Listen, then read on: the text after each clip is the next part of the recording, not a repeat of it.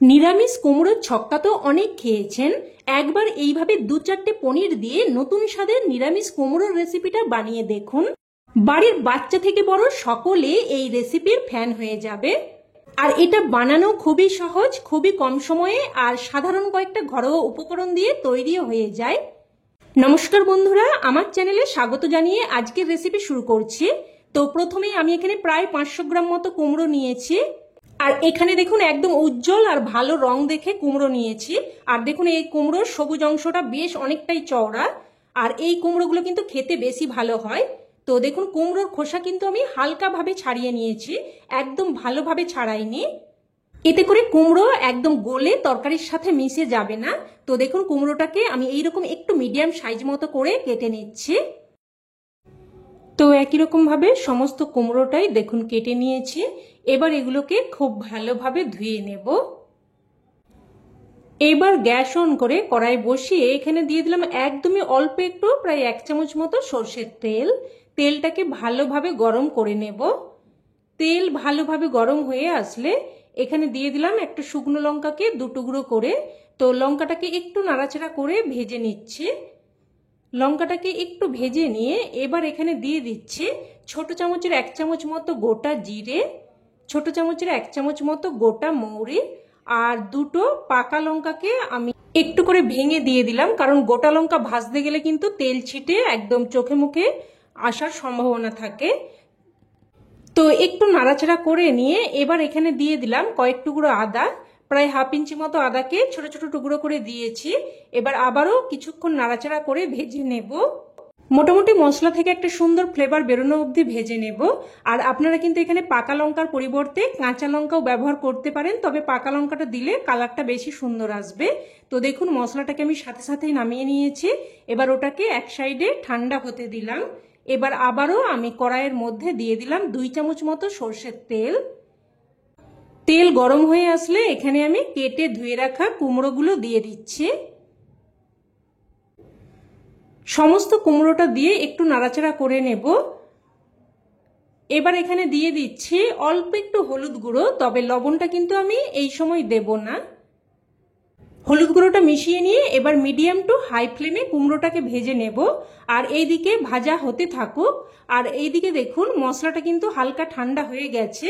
এবার এই মশলাটাকে আমি এখানে একটা মিক্সিং জারের মধ্যে নিয়ে নিচ্ছি। আর এখানে কিন্তু লঙ্কার পরিমাণটা অবশ্যই আপনারা আপনাদের স্বাদ অনুযায়ী দিয়ে দেবেন। তো প্রথমে মিক্সিং জারটা একবার ঘুরিয়ে নিলাম।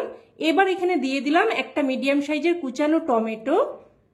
মশলাটা একবার ঘুরিয়ে নিয়ে তারপরে কিন্তু টমেটোটা দেবেন, এতে করে মশলাটা খুব সুন্দর করে একটা মিহি পেস্ট হবে। তো দেখুন একটা মিহি পেস্ট বানিয়ে নিয়েছি। এবার মশলাটাকে এক সাইডে রেখে দিলাম। আর এদিকে দেখুন কুমড়োটাও কিন্তু ভাজা হয়ে গেছে। কুমড়োর গায়ে কিন্তু বেশ সুন্দর একটা কোটিং পড়ে গেছে। আর মিডিয়াম টু হাই ফ্লেমেই কিন্তু কুমড়োটাকে ভাজবেন, একদম লো ফ্লেমে ভাজবেন না, তাতে করে কুমড়ো কিন্তু বেশি নরম হয়ে যাবে। এবার ওই তেলের মধ্যে আমি অল্প একটু লবণ দিয়ে ভালোভাবে মিশিয়ে নিলাম, কারণ এখানে আমি পনির ভেজে নেব। আর পনির ভাজার আগে একটু লবণ দিয়ে দিলে পনির কিন্তু কড়াইতে আটকে যাবে না। তো এখানে দেখুন আমি নিয়ে নিয়েছি 4-5টার মতো পনির। আমরা পনির কিন্তু সকলেই রান্না করে থাকি, তো সেখান থেকে যদি এরকম 2-4টে পনির বাঁচিয়ে রাখা যায় তাহলে কিন্তু এরকম একটা সুন্দর রান্না তৈরি করে নেওয়া যায়। তবে পনির ছাড়াও কিন্তু আপনারা ছানা দিয়েও রান্নাটা করে নিতে পারেন। আমরা কিন্তু অনেকেই ছানা খেয়ে থাকি, তো সেখান থেকে একটু ছানা বাঁচিয়ে রেখে এই রান্নাটা করে নিতে পারেন। তো দেখুন পনিরগুলোকে আমি উল্টে পাল্টে হালকা লাল করে ভেজে নিলাম। এবার পনিরগুলো উঠিয়ে রাখছি।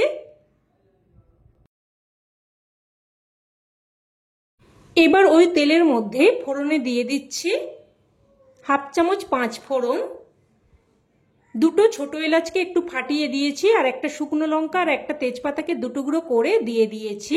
এবার ফোড়নটাকে নাড়াচাড়া করে কয়েক সেকেন্ড ভেজে নেব। তো ফোড়নটা একটু ভেজে নিয়ে এবার মিক্সিং জারে আমি যে মশলার পেস্ট তৈরি করে রেখেছিলাম ওই মশলা দিয়ে দিচ্ছি। মিক্সিং জারটা ধুয়ে অল্প একটু জলও দিয়ে দেব। দিয়ে দেব 1/2 চামচ মতো হলুদ গুঁড়ো, 1/2 চামচ মতো কাশ্মীরি লঙ্কার গুঁড়ো। কাশ্মীরি লঙ্কার গুঁড়োটাতে কিন্তু ঝাল বেশি হবে না, তবে তরকারির কালারটা সুন্দর আসবে।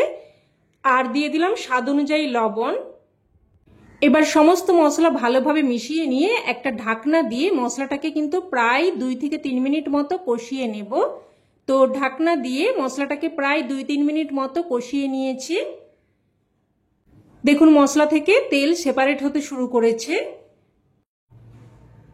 এবার এখানে ভেজে রাখা কুমড়োগুলো দিয়ে দেব। কুমড়োগুলো দিয়ে একটু নাড়াচাড়া করে ভালোভাবে মিশিয়ে নেব। আর এখানে আমি যে পাত্রে কুমড়োগুলো উঠিয়ে রেখেছিলাম ওই পাত্রটা ধুয়ে অল্প একটু জলও দিয়ে দিলাম। সবকিছু ভালোভাবে মিশিয়ে নিয়ে এবার আবারও একটা ঢাকনা দিয়ে প্রায় 2 মিনিট মতো কষিয়ে নেব। এবার আমি যে পনিরটা ভেজে উঠিয়ে রেখেছিলাম পনিরগুলো নিয়ে নিয়েছি। এবার দেখুন পনিরগুলোকে আমি একটা গ্রেটারের সাহায্যে গ্রেট করে নিচ্ছি। তবে আপনারা চাইলে কিন্তু পনিরগুলো হাত দিয়ে ভালোভাবে চটকে মেখেও নিতে পারেন, তবে গ্রেট করে দিলে কিন্তু জিনিসটা বেশি ভালো হবে। তো সমস্ত পনিরগুলোই গ্রেট করে রেডি করে নিলাম। এবার এদিকে ঢাকনা দিয়ে প্রায় 2 মিনিট মতো কষিয়ে নিয়েছি। দেখুন কুমড়োর সাথে মশলা কিন্তু একদম খুব সুন্দরভাবে কষানো হয়ে গেছে। আর এইভাবে কিন্তু বারবার কষিয়ে নিয়ে রান্নাটা করলে রান্নাটা খেতে খুবই কিন্তু ভালো লাগে। তো এবার এখানে দেখুন গ্রেট করে রাখা পনিরটা দিয়ে দিচ্ছি। এবার আবারও সবকিছু ভালোভাবে মিশিয়ে নিয়ে একটুক্ষণ নাড়াচাড়া করে কষিয়ে নেব। বন্ধুরা আপনাদের কাছে অনুরোধ রইল এইভাবে কিন্তু এই রান্নাটা অবশ্যই একবার হলেও বানিয়ে দেখবেন, খেতে কিন্তু অসম্ভব টেস্টি হয়। তো আবারও একটু কষিয়ে নিয়ে এবার এখানে আমি দিয়ে দিলাম 1 বাটি মতো গরম জল। জলটা দিয়ে সবকিছু আবারও ভালোভাবে মিশিয়ে নেব। মিশিয়ে নিয়ে এবার আবারও একটা ঢাকনা দিয়ে মিডিয়াম ফ্লেমে প্রায় 4 থেকে 5 মিনিট মতো রান্না করে নেব।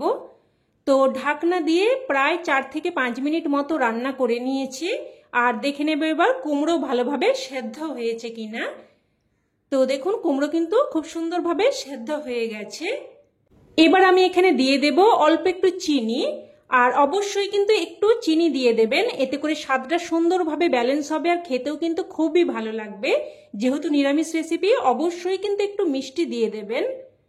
তো চিনিটা দিয়ে ভালোভাবে মিশিয়ে নিয়ে এবার এখানে দিয়ে দিলাম অল্প একটু গরম মশলার গুঁড়ো আর হাফ চামচ মতো ঘি। এবার গরম মশলার গুঁড়ো আর ঘিটা দিয়ে ভালোভাবে মিশিয়ে নেব। দেখুন দেখতে কতটা সুন্দর লাগছে, খেতেও কিন্তু ভীষণই টেস্টি হয়। তো সবকিছু মিশিয়ে নিয়ে এবার গ্যাসের ফ্লেম বন্ধ করে একটা ঢাকনা দিয়ে 2 মিনিট স্ট্যান্ডিং টাইমে রেখে দিয়েছিলাম। আর রান্না কিন্তু এখন একদম তৈরি। এবার এটা গরম ভাতের সাথে পরিবেশন করতে পারেন, তবে আমি বলবো এটা কিন্তু গরম ভাতের থেকে রুটি লুচি পরোটার সাথে বেশি ভালো লাগবে। অবশ্যই এইভাবে একবার বানিয়ে দেখুন, আর বানিয়ে থাকলে কমেন্টে জানাতে যেন ভুলবেন না খেয়ে আপনাদের কেমন লাগলো। তো বন্ধুরা রেসিপি কেমন লাগলো অবশ্যই কমেন্টে জানাবেন। আর ভালো লেগে থাকলে প্লিজ একটা লাইক দিয়ে দেবেন, আর চাইলে অন্যান্য বন্ধু বান্ধবদের সাথে শেয়ারও করতে পারেন, যাতে করে এইরকম দারুণ একটা রেসিপি সকলের কাছে পৌঁছে যায়। আর চ্যানেলের নতুন বন্ধু হয়ে থাকলে চ্যানেলটি অবশ্যই করে সাবস্ক্রাইব করে নেবেন। তো আজ এই অবধি, আবারও অন্য কোনো রেসিপিতে দেখা হবে। ততক্ষণে সকলে ভালো থাকবেন, সুস্থ থাকবেন, আর সকলকে ধন্যবাদ।